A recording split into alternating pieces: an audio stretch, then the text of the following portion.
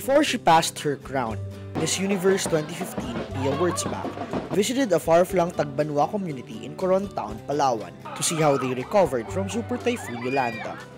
The community told the beauty queen their stories of resiliency. Many residents in Barangay Malawig lost their homes due to Yolanda. No one died in the village, but their livelihood was crippled because the waves washed away their boats. It took 3 days before relief reached the village. Naging karanasan po namin nung dumating yung bagyong Yolanda, nataranta kami kasi hindi namin akalain na nung gabing iyon, talagang lumakas ang hangin. Naglikas kami, yung iba nga wala na sa, kundi sa bundok na lang sila tumakbo sa ilalim ng mga puno ng kasoy. Pia's visit highlights the challenges faced by indigenous communities like climate change. Kasi nga ang mga katubo, hindi naman talaga gaanong napapansin at napag-uukulan ng atensyon.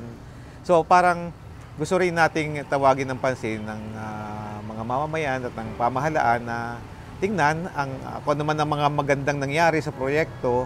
Yung component ng heart ang gusto nating tugunan, yung puso lalo tigit. At sa simbahan, ang nais nating laging bigyan diin ay yung puso para sa mga mahihirap, para sa mga walang pumapansin, para sa mga higit na nangangailangan. So, napakaganda na, very symbolic yung gesture na pupunta ka sa lugar na napakalayo.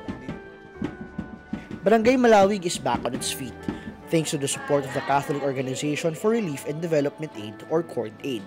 CORDAID built more than 200 typhoon-proof houses and 30 community-managed projects like bridges and schools in Malawig.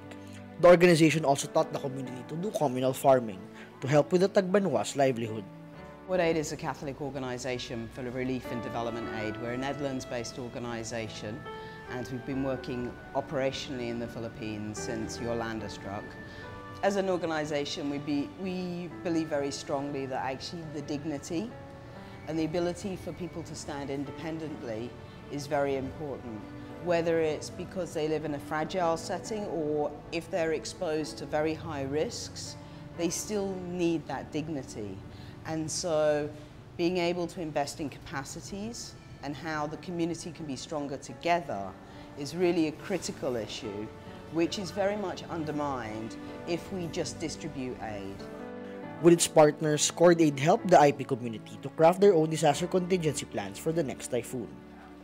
Kahit sa gobyerno sinasabi nila na building back better. So palagay ko yun din yung mahalagang orientasyon na hindi ka lang tutugon sa most immediate need ng tao. You need also to address the long-term rehabilitation. Ang mga katutubo, sadyang isa sa pinakamahirap na sektor ng ating populasyon. Pero ang tanong nga, hindi lang yung relief, kundi paano masigit na maiangat yung kabuhayan at yung buhay ng mga tao sa pagtugon din sa pangunahing problemang kanilang hinaharap.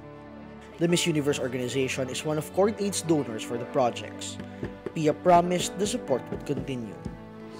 Natutuwa po ako sa mga balita na maayos na pong ang pag-uunlad ng komunidad dito, lalo na po matapos ang nangyari noong bagyong Yolanda. Siyempre, kailangan tuloy-tuloy pa rin po ang pagtatrabaho at pagsisigurado na meron po tayong sapat na kaalaman para masiguro po natin ang ating seguridad ng ating mga sarili at ating mga pamilya.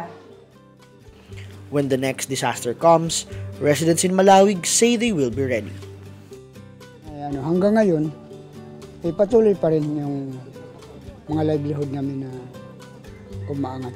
Kung baga sa nakahanda na rin kami. Na pag oras na dumating, ay mayroon na kaming dapat na takbuhan.